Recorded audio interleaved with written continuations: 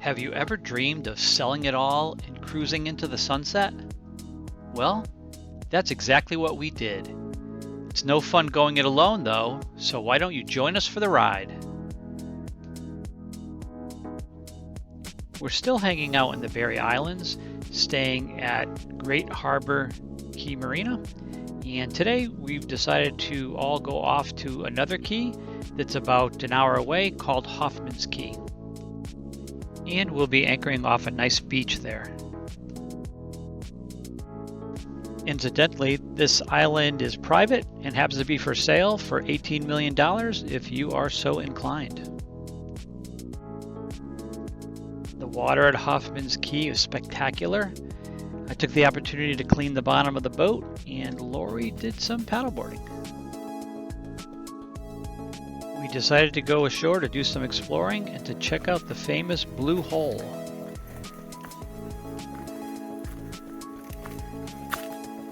It was less than a 10-minute walk from the beach, and we found some interesting critters along the way. So this Blue Hole is all salt water, and it's tidal. Apparently it's 20 feet deep at max, and the only living things are some very small fish and some oysters.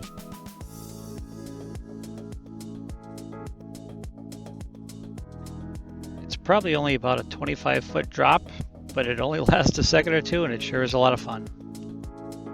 All I could say is the water was super salty. We spent some time gathering some dead wood to make a fire, have a bonfire that evening, and decided all to grill out on the beach. I don't think we could have found a more serene beach.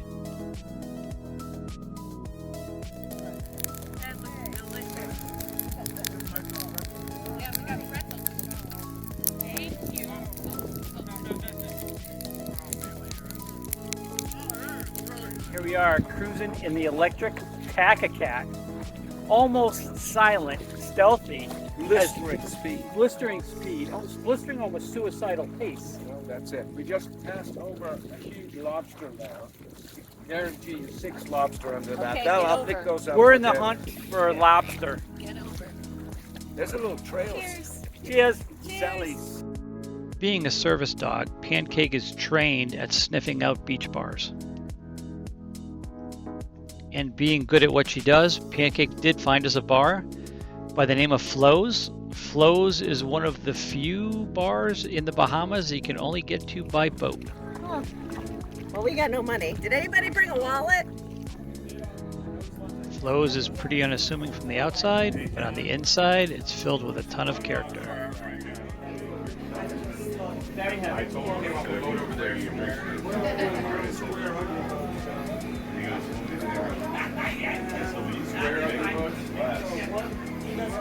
Right.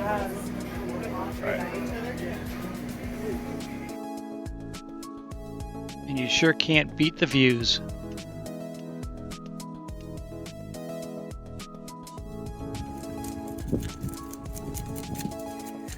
What are we gonna do with this fish? I want to cook it the way they did, like we talked about in Mexico.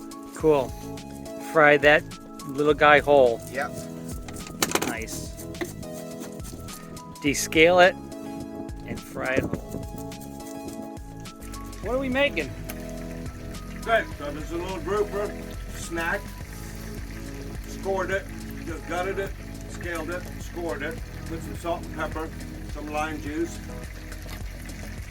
And we're cooking, this is healthy. Absolutely. You can't get much healthier than fried fish. No, that's the bomb.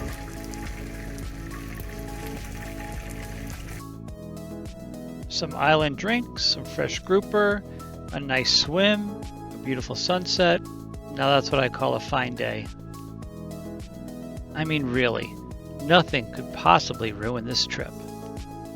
Well, actually, there is one problem.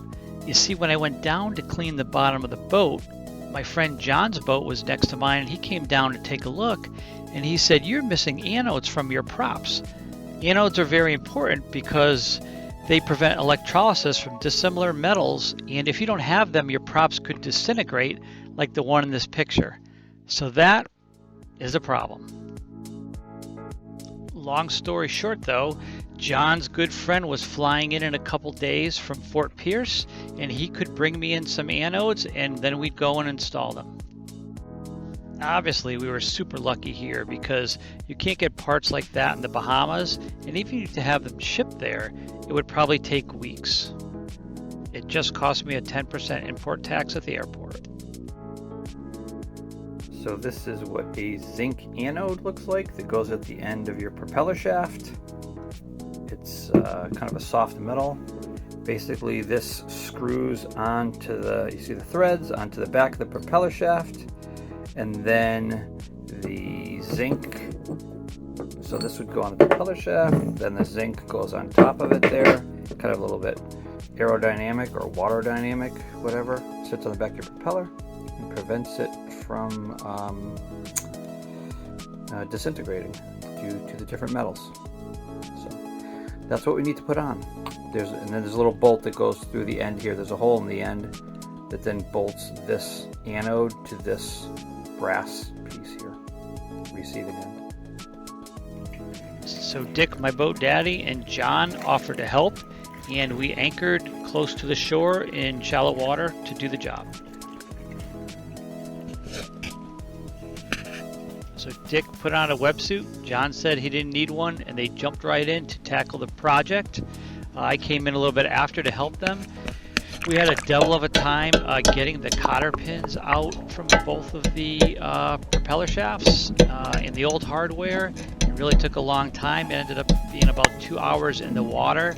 I'm not saying that they were getting hypothermia, but they were certainly shivering on the way out. So many thanks to these two. It certainly wasn't one of the most fun jobs in the world, and I certainly couldn't have done it on my own. But that's one thing I could say about the boating community, and especially the PDQ community. Everybody just jumps right in and helps out when you need them. But enough of that hard work. The job was done, and it's Super Bowl Sunday, so we assembled at the Grill and Chill for a Super Bowl party, brought in a TV, and the neighboring yacht also had a few TVs that we could watch on there as well.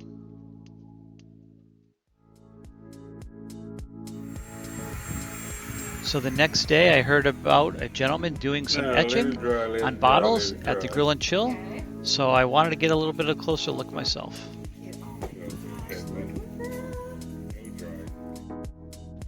When I retired at the end of 2022, I got this special glass from my workmates that said "The Legend Retires," and I thought that would be the perfect item to get some etching done on.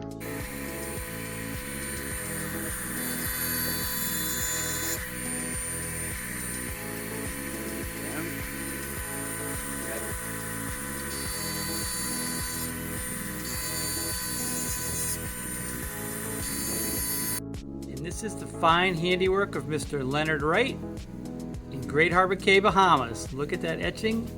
A very detailed octopus. Nice work, sir. Thank you. Love it.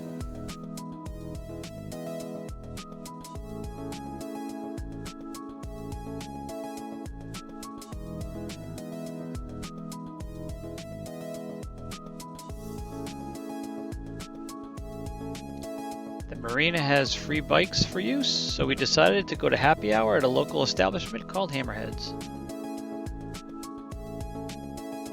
They are serious about their backgammon.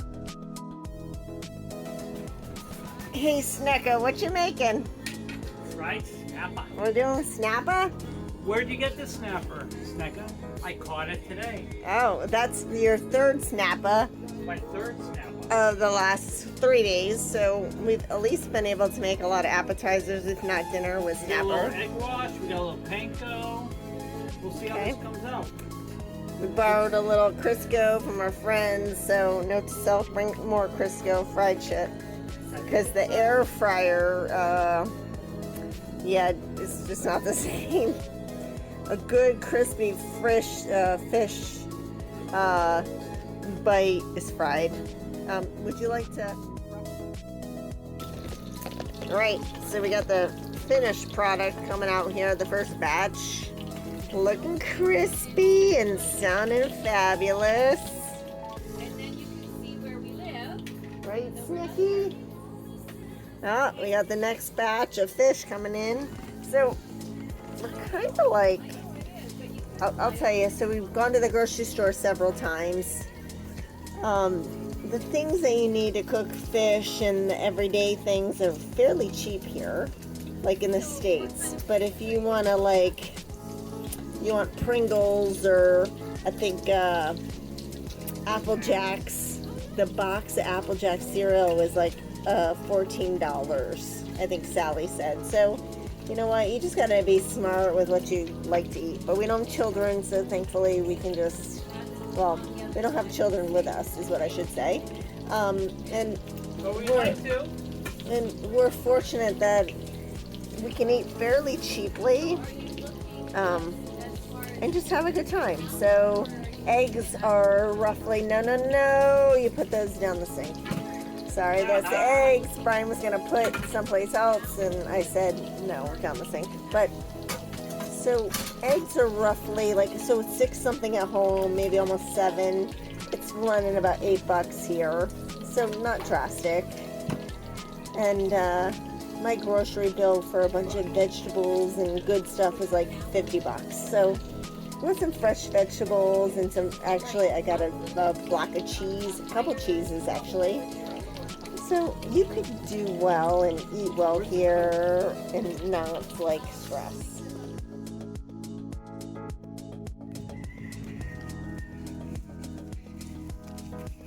We are walking to the grocery store here. This is the most popular grocery store where we currently are. Looks like this is A&L, and I'll take you through a little store view. Lori found lots of fresh produce that day, though it comes certain days of the week, maybe twice a week, and plenty of canned goods, staples, snacks, etc. Pretty much everything you needed. So this is called Bonner Drop Off. I'm not really sure what this is, but what I can tell, there's a lot of conch down there, so potentially he may sell conch, because there's a nice sign here that says credit card or cash only. And inside the trees, you can see it's all decorated with unique garbage, so to speak. Somebody's garbage is somebody else's treasure. Not making you all sick on this video. Again, just very unique. We got some couches to enjoy your conch. Warning, you're being recorded, so are you. Well, that's a wrap for this week's video. We hope you enjoyed a little bit of Tour de Lori, some more of Great Harbor Key and Hoffman's Key, and hope to see you next week when we release another great video. Please like and subscribe.